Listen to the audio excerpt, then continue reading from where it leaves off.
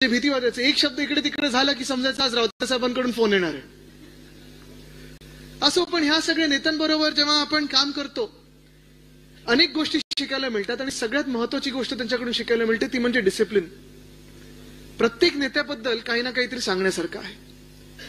जसं मी रावते साहेबांबद्दल सांगितलं की ते जे काम करण्याची पद्धत आहे त्यांची, मला आठवतं त्यांनी एकदा कापूस दिंडी काढली होती आणि उद्धव साहेबांनी मी त्यांच्यासोबत तिथे 1-2 दिवसांसाठी गेलो होतो आणि त्यांच्या पायाला अक्षरशः रावते साहेबांच्या फोड्या आल्या होत्या, अडवाणी चालत होते. आणि शेतकऱ्यांसाठी एक मुंबईत जन्मलेला माणूस, एक मुंबईत राहणारा माणूस, पूर्ण जे काही आयुष्य त्यांनी मुंबईत काढलेलं आहे, शेतकऱ्यांसाठी काय करू शकतो, किती मन तिथे लावू शकतो, किती हृदयाने काम करू शकतो, ह्याचं ज्वलंत उदाहरण म्हणजे रावते साहेब. देसाई साहेबांबद्दल काय सांगायचं. देसाई साहेबांबद्दल अर्थात अनेक वर्ष मी पाहत आलेलो आहे. उद्धव साहेबांसोबत काम करत असताना डोळे बंद करून विश्वास टाकून की हे काम होणार, 100% होणार, अशी एक व्यक्ती म्हणजे सुभाष देसाई साहेब. खरं जर पाहिलं गेलं तर त्यांना जवळून मी पाहिलं ते डॅव्हॉस मध्ये पाहिलं. त्यांचं वय मला वाटतं त्यावेळी देखील, आता किती वय असेल तुम्हाला माहितीये का कोणाला त्यांचं वय? 40-50 20 अंदाज एवढंच येतं, तेवढंच होईल आपण वय. पण जे काय त्यांचं असेल ते तिथे आमच्या सर्वांच्या आधी उठायचे. डॅव्हॉसला मी पोहोचलो होतो, आमचं पूर्ण एक डेलिगेशन गेलो होतं. मी, देसाई साहेब आणि नितीन राऊत साहेब एकाच तिथे छोटे छोटे असं ते हॉटेलचे रूम्स असतात, तिथे आम्ही ते एका हॉटेलच्या रूम मध्ये 3 खोल्या होत्या, तिथे राहायचो. सकाळी प्राणायामचा आवाज असेल, ओम करण्याचा आवाज असेल, सकाळी 1.5-2 किलोमीटर चालून येण्याचं हे सगळं काम आमच्या सर्वांसाठी देसाई साहेब करायचे आणि मग दिवसाच्या कामाला लागायचे. आणि शेवटी देखील आम्ही ब्रीफिंग घ्यायचो होते त्यांच्याकडून, सगळे आम्ही मंत्री म्हणून एकत्र बसायचो आणि करायचो. पण हे सगळं होत असताना मला वाटतं जसं त्यांनी सांगितलं ना की उद्धव साहेबांनी त्यांना सांगितलं की देसाई साहेब आता आपल्या पदाचं काय करायचं. त्यांनी एका मिनिटात सांगितलं, मी नाही, आता दुसऱ्या नवीन तरुणांना संधी दिली पाहिजे, नवीन लोकांना संधी दिली पाहिजे. ह्याला बोलतात शिवसैनिक. आणि शिवसैनिक काय असतो हे त्यांनी दाखवलं. खरं तेही बोलू शकले असते ना की नाही नाही उद्धव साहेब तुम्ही मंत्री आहात, मुख्यमंत्री आहात, जरा 2 पद अजून मागून घ्या, मला काहीतरी द्या. ते बोलले मला एकही पद नको. त्यांनी एकच सांगितलं, मला शिवसेनेत काहीतरी जबाबदारी द्या, मला घरी बसू नका, मला पक्षाची काहीतरी जबाबदारी द्या, पक्ष बांधणीची जबाबदारी द्या. राजन विचारे साहेब तर इथे आहेतच. तुम्ही विचार करा, अनेक लोक जेव्हा आम्हाला भेटतात, काही काही असे पण आहेत आता जे आपले समोर लढले, लोकसभेत लढले, विधानसभेत लढले, समोर येतात, रडतात, नाही साहेब खूप प्रेशर आहे, काय करायचं, घरावर प्रेशर आहे, घरी कोणी ऐकत नाही. तुम्ही विचार करा, असं जर प्रेशर बाहेरच्यांवर असेल तर विचारे साहेबांवर किती असेल, किती सतवण्याचा प्रयत्न केला असेल, तरी देखील हरले नाहीत, रडले नाहीत, लढत राहतात. त्यांचं नाव राजन विचारे. विचार करा किती लढत असतील. तसंच गीते साहेब आहेत. गीते साहेब अर्थात त्यांनी आता त्यांचा पूर्ण जे काही अनुभव आहे तो सांगितला. मंत्री असताना कसं दुसऱ्या मंत्र्यांच्या अंगावर गेले, पण हे सगळे अनुभव घेऊन आपण जेव्हा पुढे निघतो, चालत असतो, तेव्हा आज जे 4 लोकांनी सांगितलं ना ते हेच होतं की पद महत्वाचं नाहीये, आपण जबाबदारी काय घेतो पक्षातली ही फार महत्वाची, आणि ते आपल्याला विचार करून पुढे निघायचं. अनेक उतार चढाव येत असतात. असंही सांगण्यात येतं की सूर्योदयाच्या आधी सगळ्यात काळोखी रात्र जी असते ती सूर्योदयाच्या आधी असते. सूर्योदय अजून आपला होणं गरजेचं आहे, तो होणार आणि तो सूर्योदय आपण आणणार आहोत. आणि त्या सूर्योदयाकडे चालत असताना, प्रवास करत असताना आज मी खास अभिनंदन करीन ते ह्या विभागाचं करीन की आपण आज हे शिबिर भरवलेलं आहे. रमेशजी आपलं अभिनंदन तर करतोच, सुरेशजी आपलं देखील करतो, सगळ्यांचं, महिला पुरुष सगळ्यांचं करतो. पण खास करून जेव्हा आजचा दिवस आपण निवडलेला आहे तेव्हा आज दुसरी अजून एक गोष्ट आहे. काय टीव्हीवर येणार आहे? मॅच. आणि क्रिकेट बोलल्यानंतर काही ठराविक बंधूंची आठवण येते. एक विचार समोर येतो, जसं आता पांड्या बंधू आहेत, हार्दिक आहे, कृणाल आहे, येऊन चौफेर बॅटिंग करून जातात, 6-4 ते आले की आपल्याला कळतं की आता स्कोर आपला 100च्या पुढे जाणार आहे. तसं ऑस्ट्रेलियामध्ये देखील 2 असे बंधू होते, स्टीव्ह व मार्क व. आणि तसंच ह्याच विभागात 2 बंधू आहेत. सुनील राऊत जी आहेत, आणि दुसरे ज्यांचं नाव सांगण्याची गरजच नाहीये.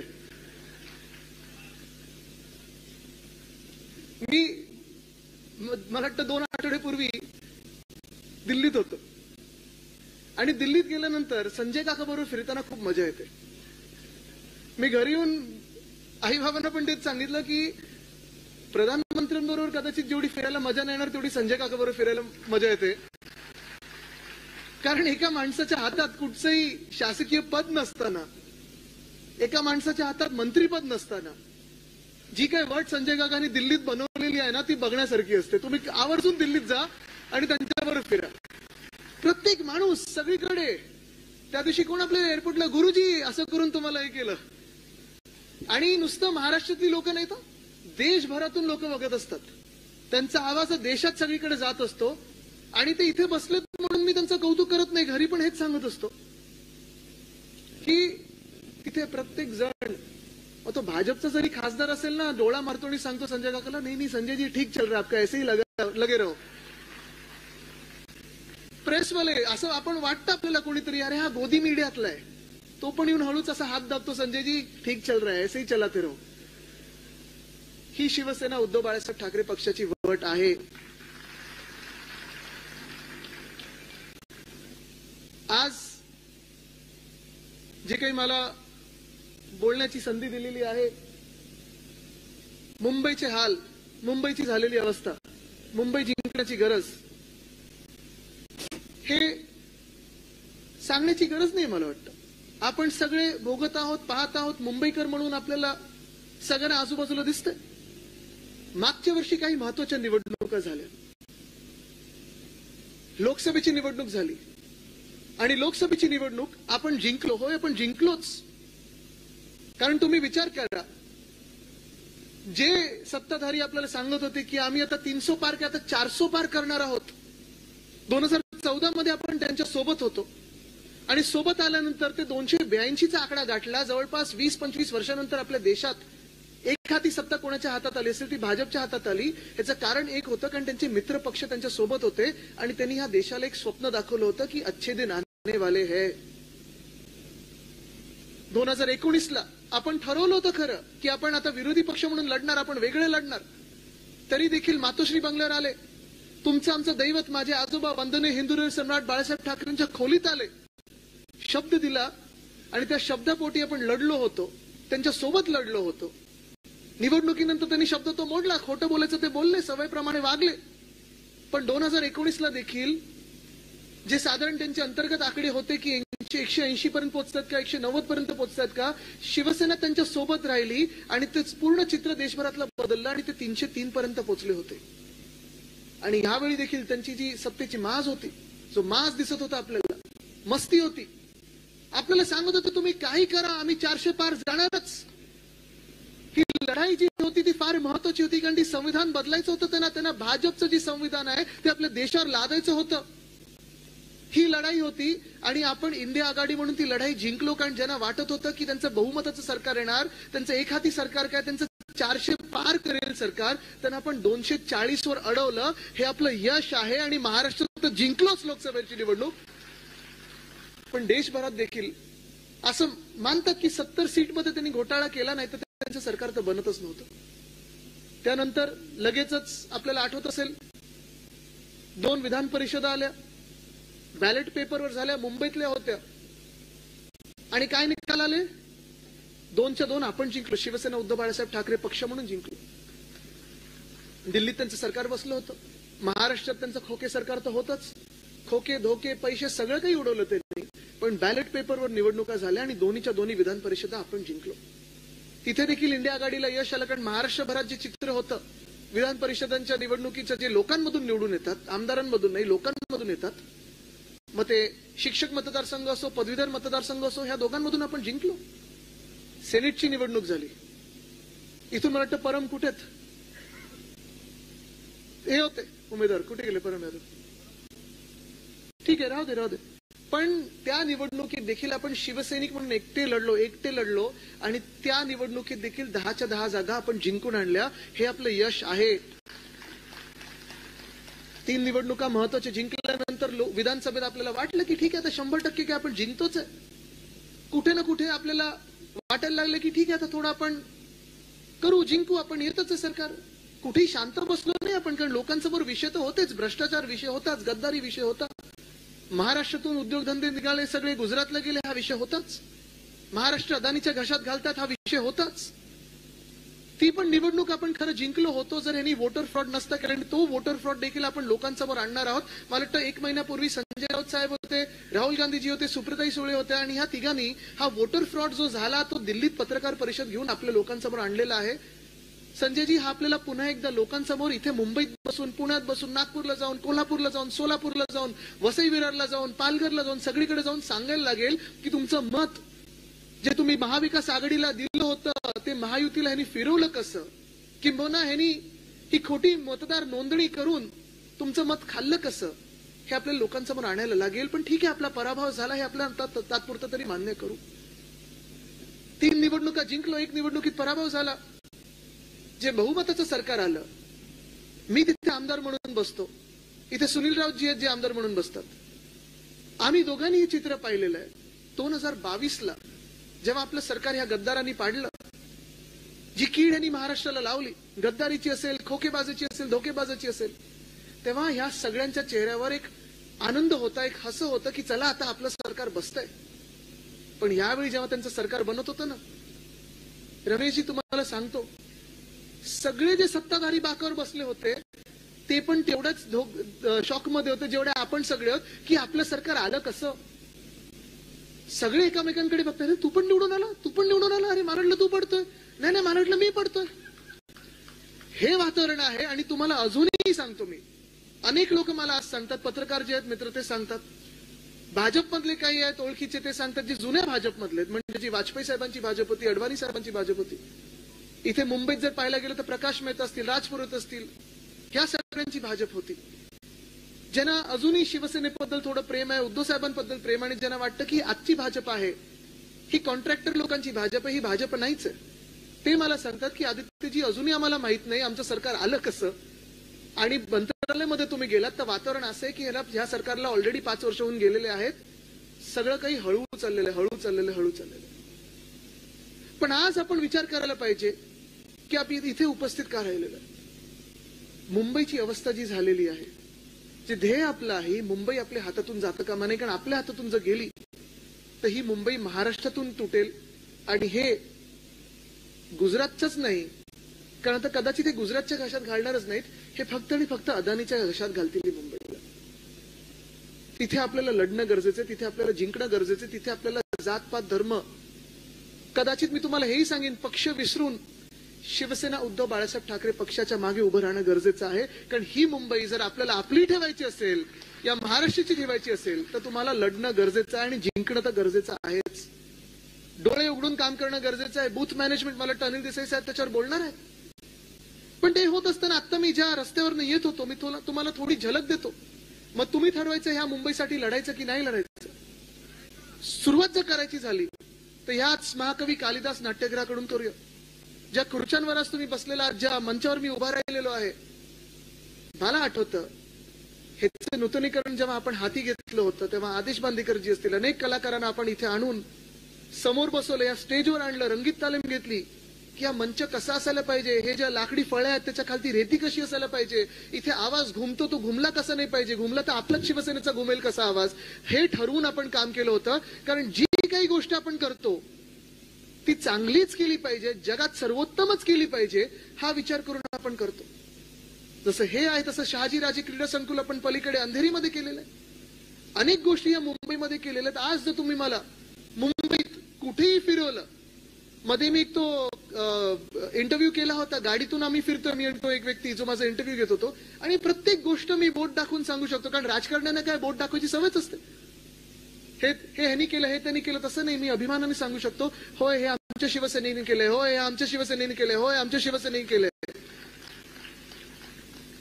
पण दुर्दैव आपलं एवढंच आहे, काल परवाकडे मी उद्धव साहेबांशीच गप्पा मारत होतो की अनेक गोष्टी आपण या महाराष्ट्रात केल्या, अनेक गोष्टी आपण सुरुवात केली आणि उद्घाटन कोणी भलतंच करत. म्हणजे आपण विचार करा, मुंबई पुणे एक्सप्रेसवे स्वप्न कोणाचं,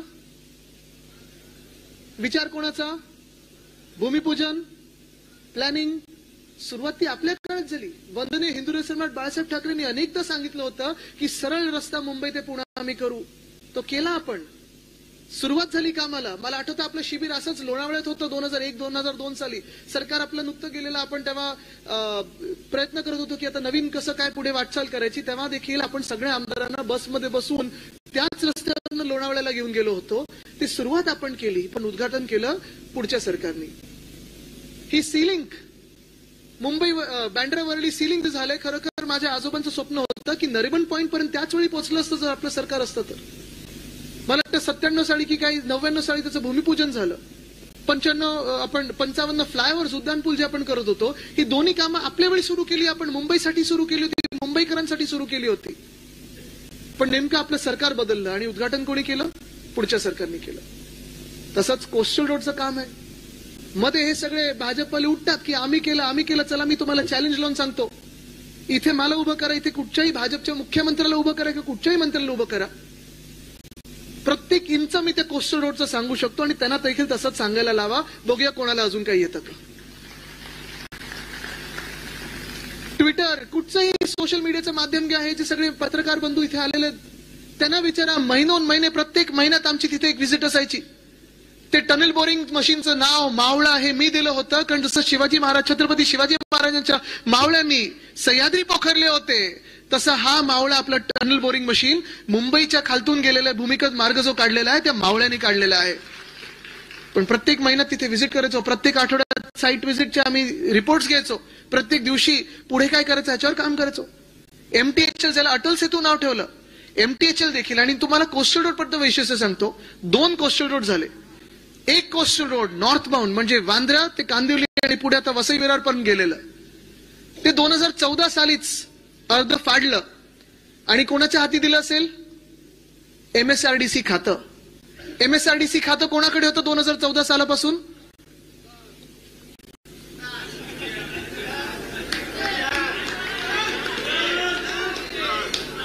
किती वर्ष झालेत आता? 11 वर्ष झाली. आत्ता पिलर लागायला लागले. 2दा कॉन्ट्रॅक्टर बदललेत. एस्केलेशन झालं, पैसे कमवले, पण एक सुद्धा गर्डर अजून लागलेला नाही. हे त्यांचं काम. आणि उद्धव साहेबांनी जे BMCच्या मार्फत हाती घेतलं काम, ते आज आपण बघतोय. जर आपलं सरकार असतं तर डिसेंबर 2023 पर्यंत पूर्ण झालं असतं कोस्टल रोड. आज मुंबईकरांना खरोखर जो मोकळा मार्ग मिळालेला आहे. मी प्रत्येक दिवशी आता विधान भवनला जाताना उद्धव साहेबांना भेटतो आणि सांगतो की तुमच्यामुळे काम झालेलं आहे. मी वांद्र्यावरनं विधान भवन जो मला 1-1.5 तास लागायचा 20 मिनिटात पोहोचतो. मुंबईकरांना मोकळा श्वास जो मिळालेला आहे ते उद्धव साहेबांच्या विजन मुळे झालेलं आहे. आणि उद्धव साहेबांनी ही विजन ही पहिल्यांदा 2012 मध्ये मांडली होती. 2014 पासून आपण याचा पाठपुरावा सुरू केला. जावडेकर साहेबांना 2-3दा मी स्वतः भेटायला गेलोय, कारण त्यांनी केंद्राच्या परवानगी असतात ते उशीर केला. 17 मध्ये परवानगी मिळाली. भूमिपूजन आपण केलं होतं आणि आज काम दिसते. जर आपलं सरकार असतं तर हे डिसेंबर 2023 पर्यंत आपण कोस्टल रोड पूर्णच्या पूर्ण पुरा तयार केला असता आणि लोकांना आपण तिथे आपण नेलं असतं. गार्डन झाले असते, सायकल ट्रॅक झाले असते.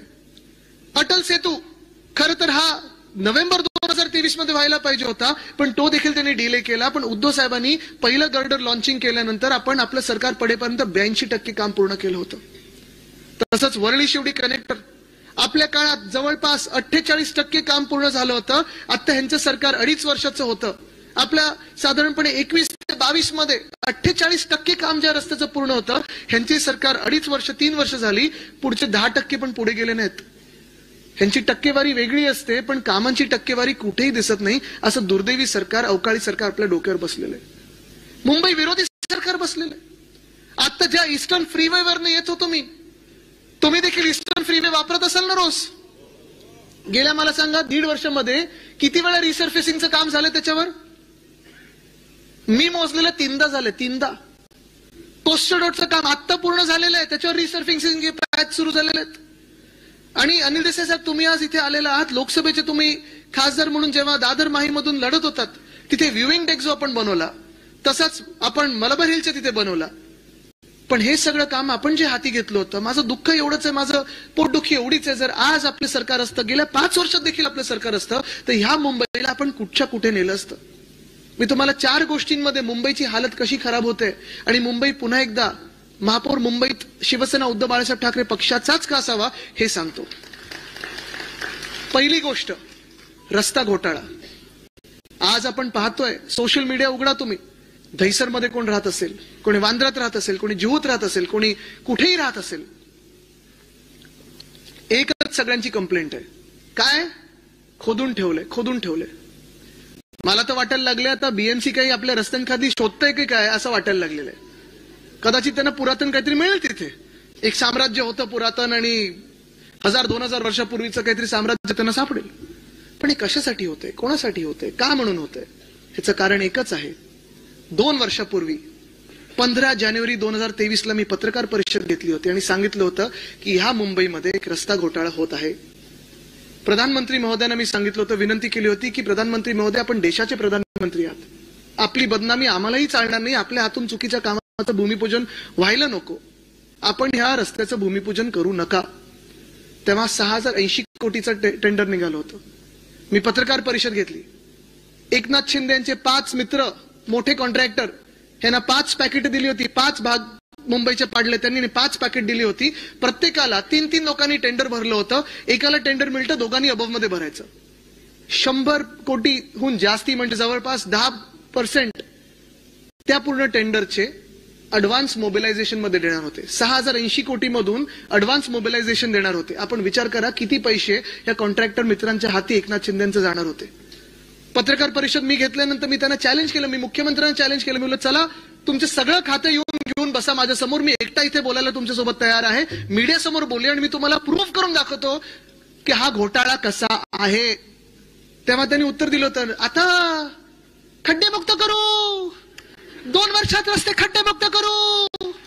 अरे म्हणून किती वर्ष उलटून गेलीत? 3 वर्ष उलटून गेलीत. स्वतः मुख्यमंत्री पद पण सुटलं त्यांचं. मुंबई खड्डेमुक्त झालीये का?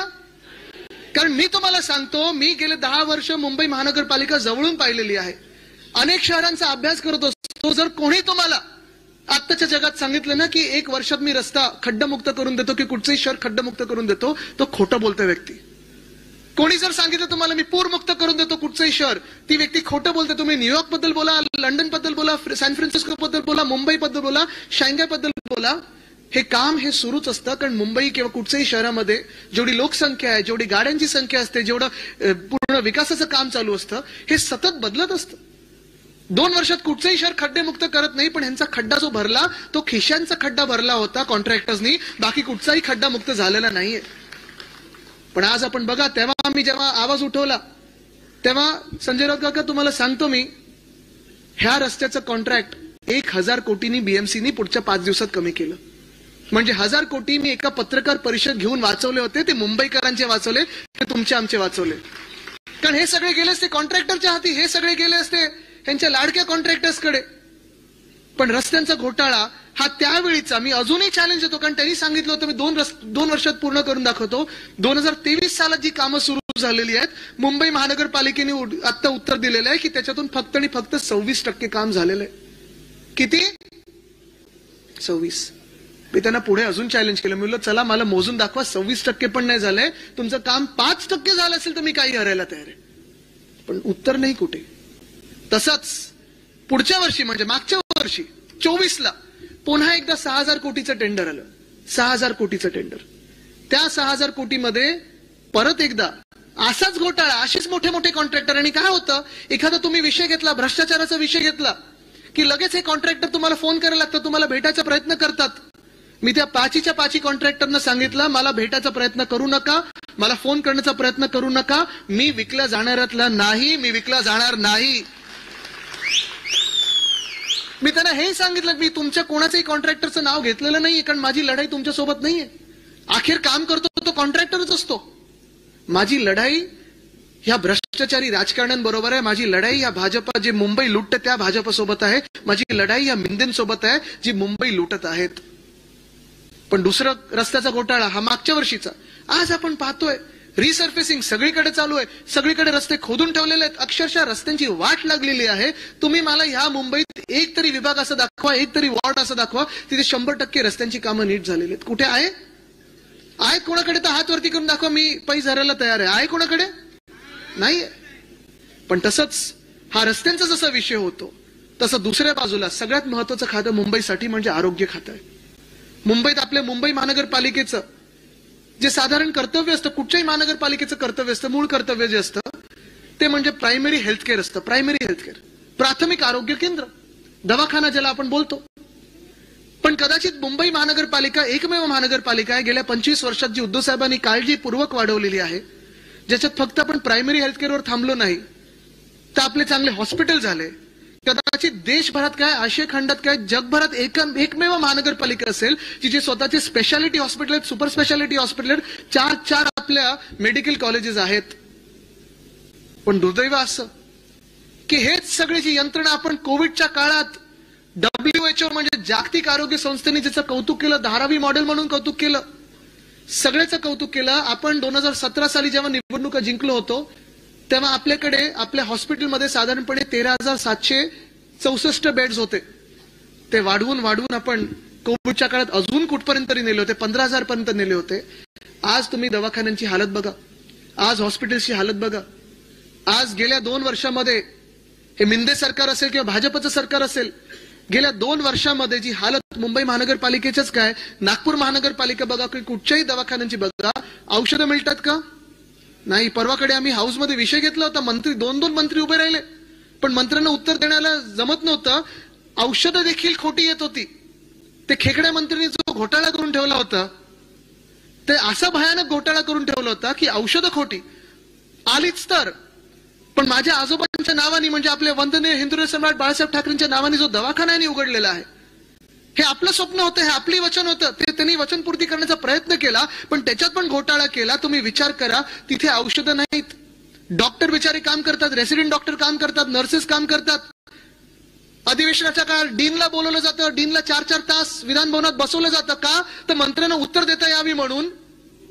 पण त्याच डीनना जे पाठबळ ह्या खात्यांकडून मिळालं पाहिजे, नगर विकास खात्याकडून मिळालं पाहिजे, आरोग्य खात्याकडून मिळालं पाहिजे, मुंबई महानगरपालिकेकडून मिळालं पाहिजे, तुम्ही आज जाऊन त्यांना विचारा हे तुम्हाला पाठबळ मिळतंय का? आपण आंदोलनं केली, केईम मध्ये केलं, जे ला केलं, तिकडच्या सगळ्या डॉक्टर्सने सोबत घेऊन केलं. कारण एखादा पेशंट तुमच्या समोर आल्यानंतर जर औषधच नसतील तर तुम्ही त्यांना देणार तरी काय?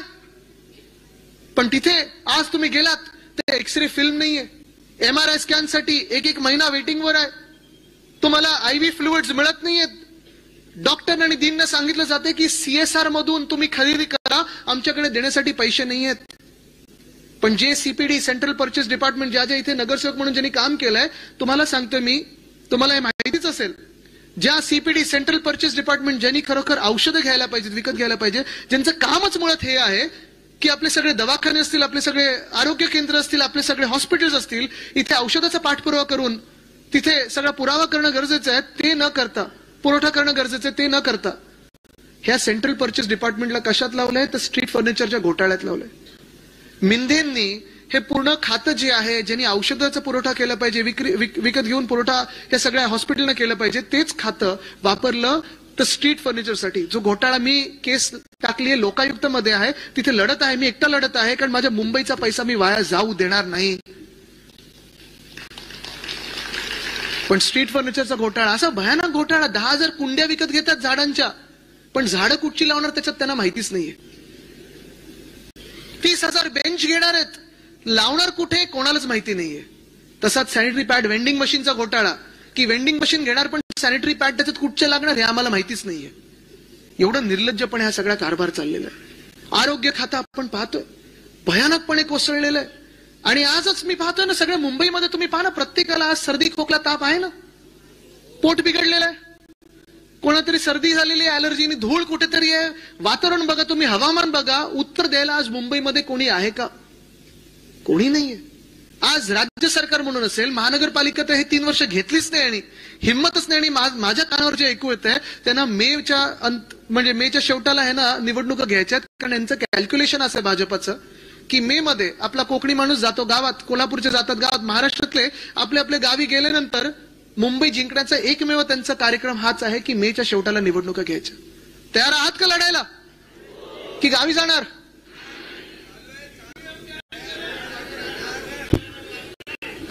पण तुम्हाला सांगतो नाही, पुढे तुम्हाला अजून सांगतो, अजून सांगतो, नुसतं आरोग्य खात्याची वाटणी लावली आहे. इथे किती लोकांनी, आता तिसरं म्हणजे आपण मुंबईला आर्थिक कणा म्हणतोय, देशाची आर्थिक राजधानी म्हणतो, म्हणतो ना आपण. परवाकडे देवेंद्र फडणवीस साहेबांनी मुख्यमंत्र्यांनी सांगितलेले की नाव Mumbai financial time is over, capital एकदम बिलकुल ओव्हर.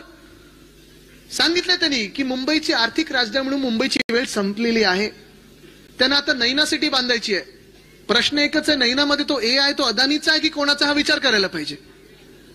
कारण ते त्यांच्या एअरपोर्टच्या बाजूलाच आहे. खरं तर त्या एअरपोर्टचं नाव श्री दिबा पाटील विमानतळ, आंतरराष्ट्रीय विमानतळ देण्याची आपण मागणी केली होती. आपला ठराव आहे, पण अजूनही केंद्र सरकारने तो ठराव मान्य केलेला नाहीये. कदाचित ते शेवटी देतील अदानी एअरपोर्ट म्हणून नाव. करू द्यायचं नाही आपण तर आहोतच इथे लढायला. पण ते नैना सिटी होऊ दे ना, खरोखर मोठी होते, मुंबईच्या 3 पट की 10 पट होऊ दे. महाराष्ट्रात अजून काही चांगलं होत असेल तर आनंदच आहे. पण ज्या 2-3 मागण्या मुंबईच्या आहेत ना, गिफ्ट सिटीला ज्या सवलती तुम्ही दिलेल्या आहेत त्या द्या ना मुंबईला गिफ्ट सिटी सारख्या सवलती. मुंबईचं आर्थिक जे बळ आहे, मुंबईची आर्थिक राजधानी ही तुम्ही मारायला निघालेले आहेत. तुमचा पक्ष भाजप म्हणून मारायला निघालाय. गेल्या 10 वर्षात कितीतरी तुम्ही मोठे मोठे हेडक्वार्टर्स नेलेत, दिल्लीला नेलेत, गुजरातला, एक तरी मुंबईत दिलाय का? आणि हाच प्रश्न नुसतं मुंबईतून नाही, नुसतं महाराष्ट्रातून नाही, तर जेव्हा मी वाराणसीत गेलो होतो तिथे देखील मला 2-3 लोकांनी विचारलं की सर यहाँ क्यों कुछ आता नहीं है, सब गुजरात ही क्यों जाता है, क्यों उत्तर प्रदेश में कोई बड़ी इंडस्ट्री आती नहीं है. झारखंड मध्ये मला विचारलंय का, तिथे आयएस साठी तो मुलगा शिकत होता, त्यांनी मला विचारलं, यूपीएससी साठी तो बसत होता एग्जाम साठी, त्यांनी मला विचारलं आदित्य जी ऐसा क्यों होता है कि हमें शायद मध्य प्रदेश हो, महाराष्ट्र हो, बिहार हो, उत्तर प्रदेश हो, यहाँ कोई बड़े हेडक्वार्टर्स भेजे नहीं जाते हैं, सब भेजा जाता है वो तो दिल्ली भेजा जाता है, नहीं तो गुजरात भेजा जाता है, ऐसे क्यों होता है. आणि मी त्यांना एकच उत्तर दिलं, याचं कारण एकच आहे, जे वरती बसलेले आहेत त्यांच्यासाठी 2च राज्य महत्वाची, ते स्वतःकडे ठेवा नाकाखालती किंवा नंतर गुजरातमध्ये पाठवा. पण ज्या गिफ्ट सिटी, ज्या सवलती आहेत जर तुम्ही मुंबईला दिली ना, मुंबई अजूनही काय नुसतं महाराष्ट्रात काही, नुसतं देशात काही, जगात पुन्हा एकदा आर्थिक राजधानी बनू शकेल अशी ताकद माझ्या मुंबईत आहे. पण मुंबई मारण्याचा जो प्रयत्न आहे तो असा करत आहेत, असं काही करत आहेत, तो मला सांगतो. एक तर सगळे जे काही ऑफिस आहेत ते हलवत आहेत. दररोज आपल्या मुंबईच्या रेल्वेमधून 60 लाख लोक प्रवास करतात. 60 लाख लोक.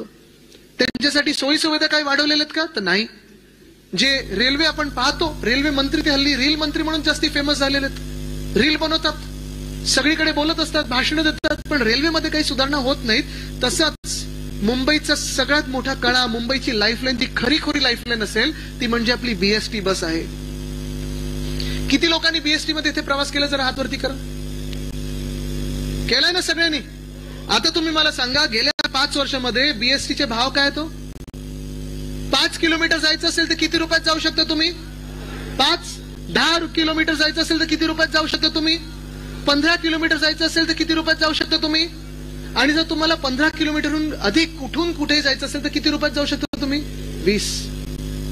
जगात मी तुम्हाला आज चॅलेंज देतोय, आज जगात कुठेही जा तुम्ही, असे भाव जर तुम्हाला कुठेही मिळाले अशा सेवेसाठी, एसी बस साठी, तर मी काही हरायला तयार आहे.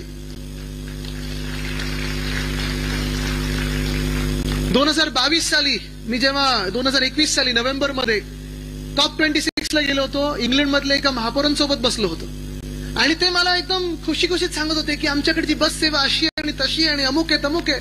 त्यांना विचारलं कोण चालवतं? नाही, आमच्याकडे प्रायव्हेट आहे सगळे. मुलं अच्छा चांगलं आहे. वेळेवर येते का? हो वेळेवर येते. मुलं भाव काय? 5 पाऊंडहून किती पुढे जाऊ शकता तुम्ही? 5 पाऊंड म्हणजे 500 रुपये. मी त्यांना सांगितलं आमच्याकडे 5 रुपये आहे आणि त्यांचा जबडा असा खालती पडला. असो, पण ही अभिमानाची गोष्ट आहे की ह्याच बीएसटी बसमधून माझा मुंबईतला प्रत्येक व्यक्ती, महिला पुरुष, सुरक्षित एका ठिकाणून दुसऱ्या ठिकाणी जाऊ शकतात. ह्याच बीएसटी मधून 5 रुपयात असेल, 10 रुपयात असेल, 15 रुपयात असेल, 20 रुपयात असेल, जे काही अंतर आपल्याला पार पाडायचं आहे ते आपण पाडू शकतो. आणि ह्याच बीएसटी साठी आपलं सरकार असताना आपण ग्रॅच्युइटीसाठी असेल, पेन्शनसाठी असेल, फंड जो उभा करून दिला तो आपलं सरकार असताना करून दिला. त्याच्या आधी कोणी नाही केला, नंतरही कोणी नाही केला. या सगळ्यांचे जे डोळे लागलेत ना, या मंत्र्यांचे डोळे जे लागलेले आहेत आणि जे नजर लावायचा प्रयत्न करतात ते आपल्या बीएसटीच्या बस डेपोवर लावायचा प्रयत्न करतात की आता बस डेपो पण बिल्डरांना विकतो कसं आणि पैसे काढतो कसं, एवढंच त्यांचं लक्ष आहे. बीएसटीवर कोणाचंही लक्ष नाही. हे बीएसटी मुद्दामून मारण्याचा प्रयत्न करतात की मुंबईकर प्रवासातच मुंबईकरांचे हाल झाले. एका ठिकाणून दुसरीकडे मुंबईत जसं सायन्स आता पूल पाडलेला आहे, आता एल्फिन्स्टनचा पाडतात, आता टिळक ब्रिज पाडायचंय. ट्रॅफिक मध्ये मुंबईकर अडकला आणि मुंबईकर कामावर जायला कंटाळायला लागला तर मुंबईकर कामावर जाणारच नाही, ऑफिस बंद पडतील आणि ऑफिसातून हलतील, दुसरीकडे जातील. हा यांचा डाव आहे. एसटीचे आता भाव वाढवलेले आहेत. मंत्री सांगतात मला माहितीच नाही फाईल सही कोणी केली, मुख्यमंत्री बोलतात हे आधीच झालेलं आहे. म्हणजे नक्की कोणात कोणाचा काही पायपोच नाही. पण आज आपण पाहतोय मुंबईमध्ये ज्या बीएसटी साठी आपण लढत होतो, झगडत होतो, ज्या बीएसटी साठी मी स्वतः गीते साहेबांकडे गेलो होतो, जेव्हा फेम 1 पॉलिसी आणली होती तेव्हा मी आणि अजय मेहता साहेब आम्ही दोघं गेलो होतो, तेव्हा बागडेजी पण होते आपले, तेव्हा इथे अधिकारी होते, आज केंद्र सरकारमध्ये. आम्ही गीते साहेबांकडे गेलो होतो की आम्हाला नुसतं कॅपेक्स नाही, ओपेक्स मॉडेल पण आम्हाला वेट लिस्टवर पण बसेस द्या. आम्हाला आमच्या युनियन बरोबर जे आम्ही अग्रीमेंट केलेलं आहे 3,337 बसेस कमीत कमी मुंबईत चालवायच्या आहेत परमनंट कामगारांसाठी, आणि इतर ज्या मुंबईकरांसाठी वाढवायच्या आहेत. ते आपलं स्वप्न होतं की 2027 पर्यंत 10,000 इलेक्ट्रिक बसेस आपण मुंबईमध्ये आणणार होतो. काम सुरू केलं होतं. आज आपलं सरकार असतं तर कदाचित आपण जवळपास 7,000 इलेक्ट्रिक बसेस पर्यंत पोहोचलोही असतो. त्याच्यातून 900 डबल डेकर इलेक्ट्रिक बसेस. म्हणजे मला आठवतं जेव्हा मी डबल डेकर बद्दल ट्विट केलं होतं, सोशल मीडियावर टाकलं होतं, कितीतरी मुंबईकर असे आहेत ज्यांनी आनंदाने ती बातमी शेअर केली होती. कोणाच्या अशा काही मेमरीज त्यांच्या बरोबर आहेत, काही आठवणी आहेत. कोणी कोणाच्या आजोबांसोबत गेले होतं त्या बसवर, कोणी कोणाच्या आई वडिलांसोबत फिरायला गेलो होतं डबल डेकर बस सोबत. पण डबल डेकर बस जी आपली शान होती, आन बान शान होती मुंबईची, आणि लाल बस आपली जी होती ती यांनी मारण्याचा आता प्रयत्न केलाय. आता बस स्टॉप बघा तुम्ही, सगळीकडे बस स्टॉप आहे की होर्डिंग आहे हे आपल्याला कळत नाही, फुटपाथ आहे की नाही हे आपल्याला कळत नाही, झिब्रा क्रॉसिंग दिसते की नाही हे आपल्याला कळत नाही. आणि मुख्य म्हणजे आपली बीएसटीची बस आजही 32 ते 35 लाख लोकांना प्रवास करायला जी वापरली जाते, ती बीएसटीची बस आपल्या काळात जी साधारणपणे 4,000 बसेस होत्या त्यांनी आकडा कमी करून आणलाय 1,500-2,000 वर. हे असे करतात मुंबईचे हाल. म्हणजे रस्त्यांचा घोटाळा, स्ट्रीट फर्निचरचा घोटाळा, सॅनिटरी पॅड वेंडिंग मशीनचा घोटाळा. आज आपण बघतोय आरोग्य खात्यात पूर्णपणे बट्ट्याबोळ करून टाकलेला आहे. बीएसटी बस ह्याची वाट लावत आहेत. आपल्या मुंबईतून अनेक गोष्टी, मग ते हेडक्वार्टर्स असो किंवा आपली वर्ल्ड कपची फायनल असो, मी हे अनेकदा सांगितलंय, जर मागच्या वर्ल्ड कपची फायनल आपल्या मुंबईत असती, वानखेड्याला असती, तर आपण 100% जिंकलोच असतो. का गरज होती गुजरातला नेण्याची? पण मुंबईचे एक एक एक एक एक असे आपण पाहतोय हे अंग मोडत चाललेले, हाल करत चाललेले, छळ करत चाललेत मुंबईचा. बीएसटी बस जर आज मला मिळाली नाही तर मी जाणार कसा, प्रवास करणार कसा एका बाजूने दुसऱ्या बाजूला, ऑफिसला जाणारच कसा? जर माझं बस स्टॉपच मला दिसलं नाही, त्याच्यावर मोठे एलईडीचे होर्डिंग दिसले, तर ते बस स्टॉप मध्ये मी थांबणारच कसा? हा विचार आज आपण करणं गरजेचं आहे. आणि हेच करत असताना एका बाजूला आपण पाहतोय हे सगळं होत असताना तिसरी आणि चौथी महत्वाची गोष्ट, जसं मी सांगितलं, पहिलं रस्ते घोटाळे झाले, त्यानंतर आरोग्य खातं खराब केलं, बीएसटी खराब केलं. शाळेंमध्ये, इथेच मी तो शाळेचा कार्यक्रम घेतला होता, मला आठवतं 10वीची मुलं सगळी बसली होती आणि मी इथे ते फिरत होतो बोलत माईकवर. पण शाळेंमध्ये इथे ज्यांनी परत एकदा बीएमसीत नगरसेवक म्हणून काम केलं आणि जे भावी नगरसेवक इथे बसलेले, मी त्यांना सांगत आहे, मुंबई महानगरपालिका पुन्हा एकदा, जसं आरोग्य केंद्र हे प्राथमिक आरोग्य केंद्र चालायचं आपलं कर्तव्य असतं, तसंच कुठच्याही महानगरपालिकेचं प्रथम कर्तव्य एवढंच असतं, प्राथमिक आरोग्य, प्राथमिक शिक्षण. पण आपण तेवढंच न करता शिक्षणात देखील खूप पुढे गेलो. 2011 साली उद्धव साहेबांनी व्हर्च्युअल क्लासरूम हे पहिलं आपल्या मुंबई महानगरपालिकेत आणलं. आज जगात चर्चा होते ती आर्टिफिशियल इंटेलिजन्सची होते, डिजिटायझेशनची होते. त्याची सुरुवात आपण 2011 साली आपले 90 क्लासरूम आणि पुढे जात असताना 600 क्लासरूम जोडून आपण उद्धव साहेबांनी ते करून दिलं. त्याला बोलतात विजन, त्याला बोलतात काम. करून दाखवलं म्हणून आपण लिहिलं होतं सगळीकडे. पण ते आज आपण पाहतोय पुढे नेत असताना टॅब्स दिले आपण प्रत्येक विद्यार्थ्याला, मुलगा असेल मुलगी असेल. आपल्या मुंबई महानगरपालिकेच्या 1234 शाळांमध्ये इंग्लिशमध्ये शिकवलं जातं, मराठीमध्ये शिकवलं जातं, सेमी इंग्लिशमध्ये शिकवलं जातं, गुजरातीमध्ये शिकवलं जातं, हिंदीत शिकवलं जातं, उर्दूत शिकवलं जातं, तमिळ, तेलुगू, कन्नड ह्या सगळ्या 9 भाषांमध्ये शिकवलं जातं. 10वी भाषा जी आपण आणली होती ते तंत्रज्ञान म्हणजे टेक्नॉलॉजी, ही 10वी भाषा जगातली जी सर्वात महत्वाची आहे ती आपण आणली होती. माझे आजोबा वंदनीय हिंदू सम्राट बाळासाहेब ठाकरे मला नेहमी सांगायचे की आदित्य शिकत राहा. जगात कुठेही मी गेलो तर त्यांच्यासाठी एक डिक्शनरी आणायचो आणि ते देखील जे काही त्यांना इंग्लिशमध्ये शब्द त्यांना वाटायचे की अरे ह्याचा वापर कसा करायचा, ह्याचा उच्चार कसा करायचा, ह्याचा अर्थ काय, ते मार्किंग करून ठेवायचे. आणि मला शाळेतून आल्यानंतर विचारायचे की आदित्य ह्याचा अर्थ जरा काढूया आपण, चल डिक्शनरी किंवा थिसॉरस मधून. त्यांनी मला फ्रेंच शिकायला थोडं प्रोत्साहित केलं होतं. सगळीकडे त्यांनी मला एवढंच सांगितलं होतं, आदित्य जगात सगळ्या भाषा तू शिकायलाच पाहिजे, मातृभाषा ही आलीच पाहिजे. पण जगात वेगळ्या वेगळ्या ज्या भाषा शिकू शकलात तर तुला कोणी थांबू शकत नाही. आणि माझा प्रयत्न हाच होता की आपल्या शाळांमध्ये जेवढं काही इतर गोष्टी आपण शिकू शकू, मग ते खेळांमध्ये असेल, क्रिकेट असेल, फुटबॉल असेल, कबड्डी असेल, हॉकी असेल, मग ते आपण पाहतो सुनीता विल्यम्स असतील किंवा त्यावेळेच्या कल्पना चावला असतील, चंद्र चंद्रापर्यंत पोहोचणं असेल, मार्सपर्यंत पोहोचणं असेल, हे अमेरिकेतल्याच मुलांनी का स्वप्न पाहावं? त्याचे क्लासेस आपण मुंबईत पण सुरू केलं, ते मुंबई महानगरपालिकेच्या शाळेत पण सुरू केलं. ते ऍस्ट्रॉनॉमी म्हणजे नुसतं अवकाश रात्री बघायचं नाही. आज तर आपल्या तारे दिसतच नाहीत रात्री, प्रदूषण एवढं झालेलं आहे. पण ह्या सगळ्या गोष्टी आपण सुरू केल्या. त्या वाघोबा क्लब सुरू केलं होतं. मुंबई महानगरपालिकेच्या शाळेत आपण सीबीएसई आणलं. परत एकदा मी सांगतो, सीबीएसई, आयसीएसई, आयबी, आयजीएसई आणणारा आपण एकमेव बोर्ड होतो या देशभरामध्ये, आणि पहिलं बोर्ड होतो. दिल्लीचं कौतुक होतंच आणि झालंच पाहिजे, पण आपण ते महानगरपालिका म्हणून आणलं. आज त्या शाळांना फंडिंग कमी मिळतंय, टीचर्सची भरती थांबलेली आहे, टीचर्सचं ट्रेनिंग प्रोग्राम थांबलेलं आहे. हे चित्र मुंबईचं हे भयानक होत चाललेलं आहे. राहणं कठीण झालंय मुंबईमध्ये. आपण पाहतोय. मी तुम्हाला एक शेवटचा आणि सगळ्यात महत्वाचा जो निर्धार करायचा मुद्दा आहे तो सांगणार आहे. मग नुसतं निर्धार करायचं की धारदार होऊन आता तुटून पडायचा, हा विचार तुम्ही करायचा आहे. शेवटचा मुद्दा, धारावी. किती लोकांनी ऐकलंय? सगळ्यांनी ऐकलंय ना? आता तुम्हाला सांगतोय याचं गुपित काय. हे सगळं जे चालू आहे ना, तुम्हाला बीएसटी मधून बाहेर ठेवलं जातंय, आरोग्य केंद्र हे मोडकळीस झालेलं आहे, शाळांमध्ये टीचर ट्रेनिंग होत नाहीये, ह्या सगळ्या गोष्टी का होत आहेत? तुम्हाला छोट्या छोट्या छोट्या छोट्या विषयांमध्ये गुंतवून ठेवण्यासाठी. म्हणजे तुम्ही रोज विचार करा, अरे अदानीबद्दल मी काय विचार करणार, धारावी कोण घेते, घेऊ दे ना, मला माझा कचरा धाराबाहेरचा उचलला पाहिजे. पाणीच गढूळ येतंय, माझ्या घरात पाणी येत नाही, मी अदानीबद्दल आणि धारावीबद्दल लढायला का रस्त्यावर येऊ?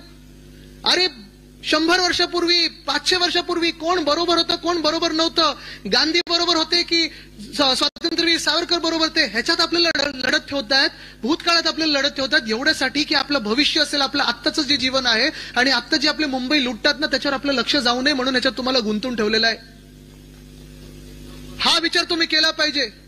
मी परवाकडे पण विधान भवनात गेल्यानंतर मला हाच विचार पडलेला, अरे निवडणूक प्रक्रियेवर एवढा खर्च होतो, आम्ही सगळे आमदार म्हणून जे निवडून जातो, तुम्ही सगळे मतदान करता, हे कशासाठी? एकामेकांवर तिथे जाऊन ओरडण्यासाठी, भांडण्यासाठी, की कोण 500 वर्षापूर्वी, 1000 वर्षापूर्वी, 50,000 वर्षापूर्वी योग्य होतं, कोण नव्हतं? किती इतिहासावर आपण लढत बसणार? मी इतिहासाचा विद्यार्थी आहे, पण किती वर्ष आपण त्याच्यातच राहणार? कोणी आजच्या बद्दल आणि उद्याबद्दल कोणी आपल्यासाठी लढणार आहे की नाही, आपल्यासाठी आवाज उठवणार आहे की नाही? एका बाजूला आपल्याला भूतकाळात लढवतात, एका बाजूला आपल्या इतिहासात रमवतात, आणि दुसऱ्या बाजूला आपली मुंबईची लुटतायत ना, ती ह्या माध्यमातून लुटतायत की आज जो धारावीतला घोटाळा होतो तो कदाचित जगाच्या पाठीवर सर्वात मोठा होणारा घोटाळा आहे. धारावीची जमीन ही आमच्या शेजारची जमीन आहे. कदाचित तुम्ही पण येता जाताना पाहत असाल, मातोश्रीवर येताना धारावीतूनच यायला लागतं. धारावी जमीन ही साधारणपणे 300 एकर आहे. 300 एकर. धारावीचा पुनर्विकास व्हायलाच पाहिजे, ह्याचे मत आपलं पण आहे. आपल्या सरकारमध्ये पण कदाचित हे टेंडर निघालं असतं. पण धारावीच्या पुनर्विकासासाठी 300 एकर आणि त्याच्या बाजूचे 240 एकर असे साधारणपणे 540 एकरचा भूखंड हा अदानीला दिला गेलाय. टेंडरच्या माध्यमातून दिला. काही कदाचित चुकीचं असेल नसेल ही एक वेगळी गोष्ट झाली. पुनर्विकासासाठी कदाचित आपलं सरकार पण असतं, त्यावेळी कदाचित अदानी जिंकू शकले असते, कोणी जिंकू शकले असते. पण ह्याच्या पुढचं जे आहे ना, हे भीतीदायक आहे. हे तुम्ही लक्षात घ्या आणि मग ठरवा. निर्धारच करून बसायचे की धारदार होऊन रस्त्यावर उतरायचं नाही. आता जर तुम्हाला एवढी चिड असेल तर पुढचं तुम्हाला सांगतोय. ह्या धारावीच्या टेंडरमध्ये, कारण आपण काय आरोप करत होतो, ज्या काही थोडीफार माहिती होती त्याच्यावर आपण बोलत होतो. मी एक रात्र 2 ते 4 रात्री बसलो होतो आणि ते टेंडर पूर्ण वाचून काढलं. माझी एक सवय आहे, घाणेरडी सवय, की मी हायलायटर घेऊन बसतो. माझ्या वडिलांची ती सवय, आजोबांची ती सवय, की आपल्याला जर काही आवडलं किंवा आपल्याला वाटलं की अरे चल विचार करायला पाहिजे, तर हायलायटर घेऊन बसतो. मला वाटलं आता हे पूर्णच टेंडर डॉक्युमेंट हायलायटर मध्ये बुडवून काढू की काय. कारण अदानीला जी जागा मिळालेली आहे ती 540 एकर मिळाली. रेल्वेची जागा मिळाली आहे, तीही लीजवर मिळालेली आहे. खरं तर तुम्ही पूर्णच्या पूर्ण 300 एकरचा पुनर्विकास तिकडेच करू शकता. पण ह्या टेंडरमध्ये अशा काही भयानक गोष्टी आहेत की हे 540 एकर फुकटात तर मिळालंच आहेत अदानीला. सगळा काही विकास तिथे होऊ शकतो, पण तिथे करायचं नाही ते ना, तिथे ती जागा सोडून मुंबईत अधिकचे 540 एकर मुंबईभरात त्यांना आत्ता तरी दिलेले आहेत. म्हणजे धारावी गिळलं, धारावीतली रेल्वेची जमीन गिळली, त्याच्या बाहेर कुर्ल्यातली मदर डेअरीची जमीन गिळली, मुलुंडची जमीन गिळली, कांजूरमार्गची जमीन गिळली. परत अजून कुठेतरी पश्चिम उपनगरात त्यांना जमिनी पाहिजेत. आपले जे सॉल्ट पॅन आतापर्यंत नॉन डेव्हलपमेंट झोन होते, मुंबईच्या पर्यावरणासाठी महत्वाचे आहेत. आणि जिथे आता मी येतो तो कांजूरमार्गला 102 एकरचा जो प्लॉट आपण मेट्रो 6, 4 आणि 14 साठी घेत होतो, 10,000 कोटी जनतेचे वाचून वाचत होतो, तो यांनी खोटं खोटं दाखवलं होतं. सॉल्ट पॅन आहे, आता बोलतात सॉल्ट पॅन नाही, तिथे पण अदानीलाच यांना जागा द्यायची. हे कशासाठी होते, कोणासाठी होते? मुंबईचे 1080 एकर हे कोणाच्या घशात टाकले जातात आणि का टाकले जातात हे तुम्ही मला सांगा. तुम्ही सगळे मुंबईकर आहात ना? खरे मुंबईकर आहात ना, की खोटे आणून बसवलेत ऍक्टर? खरे आहेत ना? आता तुम्ही मला सांगा, किती वर्ष तुम्ही मुंबईत राहता हो? जन्मापासून राहताय. तुम्हाला मुंबईत 1 इंच जागा फुकटात मिळू शकते का? मिळू शकते का? चला आत्ता जाऊन मंत्रालयात एक दाखला द्या की मी मुंबईकर आहे, इथेच माझा जन्म झाला, इथेच मी वयाचे 40 वर्षापर्यंत राहिलेलो आहे, मला 1 फूट जागा फुकटात द्या. मिळेल तुम्हाला जागा? मग जर तुम्हाला जागा मिळत नसेल तर त्या अदानीला 1080 एकर का माझ्या मुंबईचे द्यावे, हाच प्रश्न मी तुम्हाला इथे विचारायला आलेलो आहे. फुकटात जागा कशाला द्यायला पाहिजे? बरं, पुनर्विकास होणार असेल ना तर 100% पुनर्विकास करा, काही कोणाला प्रॉब्लेम नाहीये. पण पुनर्विकास होत असताना त्याच धारावीमधून जे वर्षानुवर्ष तिथे मेहनत करत आले, बरं धारावी काही फक्त धारावी आणि झोपडपट्टी नाहीये, त्या 300 एकर धारावीमध्ये झोपडपट्टी आहेच. तिथे आपला कोळीवाडा आहे, तो देखील स्थलांतरित करणार आहेत. धारावीतला कोळीवाडा स्थलांतरित करणार, धारावीतले अनेक महिला बचत गट आहेत ते स्थलांतरित होणार. धारावीत जवळपास 1 ते 1.5 लाख परिवारांना हे अपात्र ठरवणार आणि यांना मुंबईच्या बाहेर काय सगळीकडे कुठे पाठवणार यांना माहित नाही. पण भयानक गोष्ट ही आहे की हे आता एक धारावी आहे ते 20 धारावी होणार. असं नाही की मुलुंडकरांना धारावीकर त्यांच्या सोबत नको आहेत, असं नाही की कांजूरमार्ग मधल्या लोकांना धारावीकर त्यांचे शेजारी म्हणून नको आहेत. पण प्लॅन करत असताना, विचार करत असताना हे नक्की कसं होणार, काय होणार, तर ह्यांनी असं केलंय संजय राऊत साहेब आणि अनिल देसाई साहेब, आपण तर लढतच आहात तिथे. 1.5 लाख परिवार धारावीतले अपात्र ठरवणार. धारावीकरांना किती स्क्वेअर फूटची घरं मिळणार, तर एवढं सगळं करून 305 स्क्वेअर फुटाची घरं मिळणार. अनेक लोक तिथून घराबाहेर होणार, बेघर होणार. त्यांना कुठे बसवणार, तर कांजूरमार्ग मध्ये बसवणार, मुलुंडमध्ये बसवणार, गोरेगाव मध्ये बसवणार, घाटकोपरमध्ये बसवणार, कदाचित उद्या कोल्हापूरात बसवतील, वरळीत बसवतील, कुठेही बसवतील. ह्यांना व्यवसायाचं काय साधन काही नाही, पैसे कमवायचं साधन काही नाही, नोकरीपासून दूर पाठवलेलं आहे. जे मायक्रो इंडस्ट्रीज आहेत ते बंद झालेले आहेत.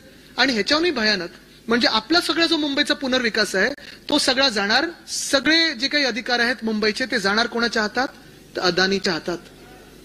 म्हणजे त्या टेंडरमध्ये असं लिहिलंय, धारावी असेल किंवा हे 540 एकर असतील, ह्या 1080 एकर मध्ये जर कोणाला काही करायचं असेल तर विचारायचं कोणाला? मुंबई महानगरपालिकेला नाही, महाराष्ट्र शासनाच्या मंत्र्याला नाही, मुख्यमंत्र्याला नाही, तर भाजपच्या एकमेव मालकाला. त्याचं नाव काय? अदानी. जर तुम्हाला तुमची इमारत बांधायची असेल आणि तुम्हाला टीडीआर घ्यायचा असेल, पहिला 50% टीडीआर हा कोणाकडून घ्यायला लागेल? अदानी. जर तुम्हाला ह्या मुंबईमध्ये किंवा त्या पूर्ण धारावीच्या एरियामध्ये घर घ्यायचं असेल तर पैसे जाणार कोणाला? अदानी. आणि जर अदानीला वाटलं त्या 1080 एकर मध्ये मला इथून आता विमानतळ बांधायचं किंवा काही बांधायचंय, त्यांनी परवानगीसाठी काही पत्र टाकलं, ते परवानगी जर राज्य शासन असेल, केंद्र शासन असेल, कोणी सांगितलं आम्ही देणार नाही, तरी अदानी समूहाला वाटलं की आम्हाला करायचं तर ते करू शकतात. म्हणजे तुम्ही विचार करा, मुंबई कोणाची, तुमची की अदानीची? 1080 एकर मुंबईचे फुकटात हप्ता देतात. त्या 1080 एकर मधून 1 लाख कोटी काय 2 लाख कोटी कमवतील. माझं कमवण्यासाठी काही अडचण नाही, या श्रीमंत व्हा, जगातले सर्वात श्रीमंत व्हा, पण माझ्या मुंबईला मी लुटू देणार नाही. हा निर्धार आपल्याला आज करायचा आहे.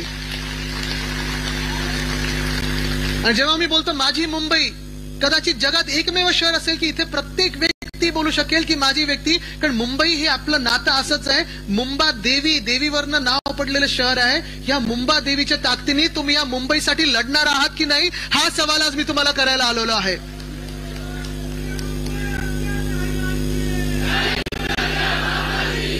आज मुंबईची गरज आहे ती आपण सर्वांनी रस्त्यावर उतरण्याची, आज मुंबईची गरज आहे ती मतदान केंद्रावर उतरण्याची, आज मुंबईची गरज आहे जातपात धर्म राजकीय भेदभाव सोडून मुंबईसाठी लढण्याची. त्या मुंबईसाठी, आपल्या मुंबईसाठी तुम्ही लढायला तयार आहात का, हा प्रश्न मी तुम्हाला विचारायला आलोय. कारण अनेक शिबिरं होऊ शकतात, शिबिरांमधून खूप काही शिकण्यासारखं असतं, पण या शिबिरामधून आपण का लढतोय, हा काच सवाल, काच उत्तर हे फार महत्वाचं. आणि काच उत्तर एकच आहे, मुंबई मुंबई मुंबई. या मुंबईच्या श्वासासाठी, या मुंबईच्या सन्मानासाठी, या मुंबईच्या आत्म्यासाठी तुम्ही लढणार आहात का? अनेक आमिषं दिली जातील, कदाचित निवडणुका आत्ता होतील, निवडणुका नंतर होतील, पैसे दिले जातील, तुम्हाला विकले जाणार की मुंबईसाठी लढणार? तुम्हाला पद दिली जातील, तुम्हाला नगरसेवक पदाची तिकीट ऑफर होतील, काय करणार? मुंबई त्यांच्या अदानीच्या घशात घालणार की तुमच्याकडे ठेवणार? कधीही आपण मंत्री बनू शकतो, कधी तुम्ही नगरसेवक बनू शकता, पण जर अदानीच्या हातात ही मुंबई गेली तर तुमचं स्वप्न हे चिरडलं जाईल, मुंबईकरांचं स्वप्न चिरडलं जाईल. आमची पिढी तुम्हाला विचारेल, कारण आम्ही तर लढतच आहोत. मी एकटा लढलो तरी चालेल, पाठीवर वार काय रक्त बंबाळून लढीन, पण माझ्या मुंबईसाठी लढणार म्हणजे लढणारच. ही तयारी जर तुमची असेल तर ह्या मेळाव्याला यश आलं असं मी समजेल. तयार आहात लढायला? उद्धव साहेबांसाठी लढायला तयार आहात का? मुंबईसाठी लढायला तयार आहात का? आज जिथेही मी जातोय एक नाव जे मुंबईकरांच्या चेहऱ्यावर असतं, एक त्यांच्या ओठात असतं, ते म्हणजे उद्धव बाळासाहेब ठाकरे. ज्यांना ज्यांना मुंबईवर प्रेम आहे त्यांना उद्धव साहेबांवर प्रेम आहे, आणि हे प्रेम आपण कायम ठेवणं गरजेचं आहे. हे नातं जे आहे ते प्रेमाचं नातं आहे, पण हे नातं हे ज्वलंत एका धगधगत्या शिवसैनिकाचं, आणि ती शिवसेना बालेकिल्ला मुंबई जिथे आहे, हा निर्धार मेळावा आपला आहे, शिबिर आहे. पण असंच शिबिर आपल्याला सत्ताधारी नगरसेवकांचं घ्यायचं असेल तर ह्या मुंबईला वाचवण्यासाठी घ्यायचं असेल. तयार आहात? तयार आहात? तयार आहात? जय हिंद, जय महाराष्ट्र, वंदे मातरम, जय मुंबई.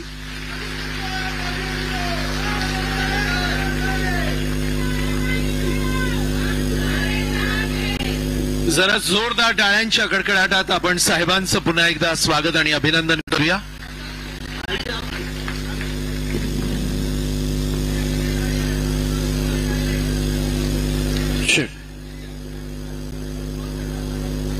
आदरणीय आदित्य साहेब यांनी इतकं सुंदर मार्गदर्शन या ठिकाणी केलंय. जरा जोरदार टाळ्या.